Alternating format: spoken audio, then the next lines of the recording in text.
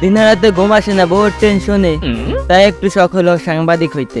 নিজের বউ নাই তো কি হয়েছে, অন্যের বউ তো আছে, তাই একটু চলে আসলাম বউ দেখতে ব্রাহ্মণডাঙ্গা গ্রামে। যে দেখবো, আপনাদের দেখাবো, পাবেন অনেক মজা। আমাদের সাথে আছে ক্যামেরাম্যান দয়াল বাবা। তো ক্যামেরাম্যান, এই জায়গাটা ঠিক আছে না? হ্যাঁ ঠিক আছে। তো আমি আছি আপনাদের সামনে রিপোর্টার, এবং আমার পাশে আছে বুকাচন্দ্রর একমাত্র সন্তান চালাক চট্টোপাধ্যায়। তো এই সেই ছেলে, সে কিনা তার বুকাচন্দ্র তার বাপের নাম হলেও সে তার বাপের মুখ উজ্জ্বল করেছে। সে পরীক্ষায় কি করেছে জানেন? সে গোল্ডেন এ প্লাস পেয়েছে। তো তাকে আমি রিপোর্ট করতে এসে গর্বে বুকটা ভরে গেল। তো সে বুকাচন্দ্র হলো, সে কিন্তু একটা চালাক রত্নকে জন্ম দিয়েছে, চালাকের মতো একটা কাজ করেছে, সে গোল্ডেন এ প্লাস পেয়েছে। ভাই আপনি উত্তেজিত হবেন না প্লিজ। আরে থামেন, চালাক চন্দ্র চট্টোপাধ্যায়, আপনাকে নিয়ে তো আমি অনেক কিছু বললাম, দর্শক আপনার মুখ থেকেও কিছু জানতে চায়, আপনি কিছু বলেন।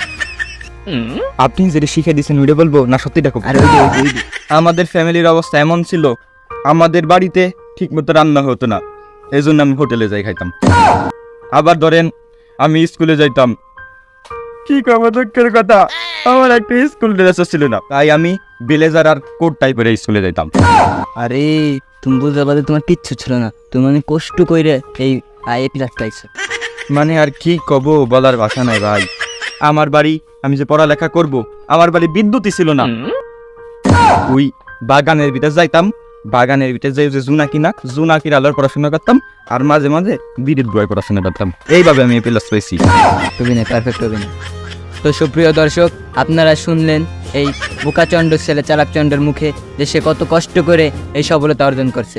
তার ভালো মতো স্কুলে যাওয়ার মতো একটা ড্রেস ছিল না, সে ন্যাংটা হয়ে স্কুলে গেছে, এবং কি পড়ার মতো ঘরে লাইট ছিল না, কারেন্ট ছিল না, সে কি করছে, বাগানে গিয়ে জুনি পোকার আলোতে পড়াশোনা করছে এবং বিরুদ্ধ হয়। তো আপনারা শুনলেন বুকাচন্দ্র ছেলে চালাকচন্দ্রের জীবনী, সংগ্রামী জীবনের গল্প, তাই না? এতক্ষণ তো শিয়ে দিছিলেন, তাই কইছি, এমনি কি কব। থাক কিছু বলতে না, থাক। তো রবিন ভাই, আমি রিপোর্টার হিসেবে যতদূর জানি আপনি নাকি বাংলাদেশ ন্যাশনাল টিমে চান্স পেয়েছেন, তো এর পিছনে রহস্যটা কি একটু যদি বলতেন। আমি চান্স পাবো না, তার একজন চান্স পাবে। কে? তো অবাক হওয়ার কিছু নাই, ন্যাশনাল টিমের যে ম্যানেজার, তার সাথে আমার মামার যে সম্পর্ক, মনে করেন কি যে বিপরীত জন যদি 10 লাখ দেয়, আমার মামা 20 লাখ দিয়ে আমারে নিয়ে যাবে। আর ন্যাশনাল টিমে যদি একজন চান্স পায়, ওইটা এলাম আমি রবি। না স্যার, আসলে এইগুলো তো হয় না, এই যে আপনি যা বলতেছেন এগুলো দর্শক দেখলে অনেক খারাপ ভাবে নিবে। তো আপনার পিছনের যে আছে এই সফলতার গল্পটা, এটা একটু গুছিয়ে বলেন। সফলতার বলতে বলতে কি, বাপের হোটেলে খাইছি, ঘুরছি ফিরছি, আর বন্ধু বান্ধবের সাথে আড্ডা দিছি। আর মামা বলছিল যে মাঝে মাঝে ব্যাট বল ধরিস, একটু প্র্যাকটিস করিস। এই আসলে এরকম গল্প তো হয় না, আপনি হলো এইভাবে বলবেন যাতে দর্শক উত্তেজিত হয়, আপনার প্রতি ভালোবাসা বাড়ে। আপনি বলবেন যে আপনার খেলার মতো একটা ব্যাটও ছিল না, আপনি এই নারকেল গাছের ডাল ভেঙে ভালো মতো সাইজ বাইজ করে খেলছেন, এমনকি আপনার একটা বলও ছিল না। তো আপনি বল বানিয়েছেন কিছুভাবে, এগুলো দিয়ে আপনার বল করার মতো লোক ছিল না, আপনি দল লাগিয়ে খেলে তারপরে 3 বেলা না খেয়ে 1 বেলা খেয়ে আপনি খেলা শিখছেন। এমন কিছু বলতে হবে, আপনাকে গুছিয়ে বলে দিলাম। আমার ক্যামেরাম্যান স্টার্ট বলবে, আপনি শুরু করে দেবেন। Cameraman start. ক্যামেরাম্যান ভালো মতো দেখা যায়? হ্যাঁ আমার ভালোভাবে দেখা যায়। ঠিক আছে স্যার, বলেন। আমার পিছের দিনগুলো এতভাবে খারাপ গেছে যে আমি 3 বেলা না খেয়ে 1 বেলা খাইছি, আর ব্যাট কেনার মতন আমার কোনো টাকা ছিল না। আমি মনে করেন কি যে একটা নারকেল গাছের ডাল দিয়ে ব্যাট বানাইতে চাইছিলাম, তা গিরস্ত আমারে তারাই দেয়। পরে আমি কি করলাম, নারকেল গাছের বাগান শুদ্ধ কিনে নিলাম। আপনি তো আমার জীবনের কাহিনী শুনলে অবাক হয়ে যাবেন। আমার বল করার মতন কোনো লোক ছিল না, পরে আমি জনপ্রতি 500 টাকা করে ভাড়া দিয়ে পরে বল করা শিখছি। কষ্টের কথা তো বলেই নি না, থাক, আর আপনার কষ্টের কথা শুনতেছেন না, আমি কাইন্ডে দিবানি।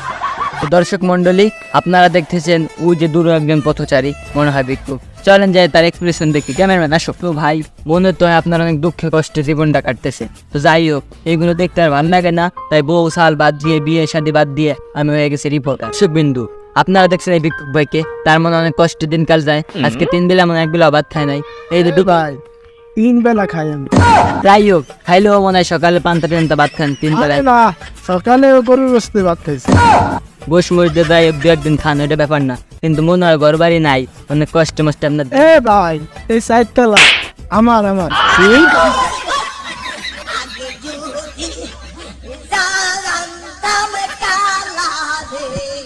এই ক্যামেরা বাদ দে, সাংবাদিক 3টে বিয়ে হলাম, 3টে বউ চলে গেল, আর অন্যকে 4 তলা বিল্ডিং, কালকে বিক্রি নামবো, তুইও নামবে আমার সাথে।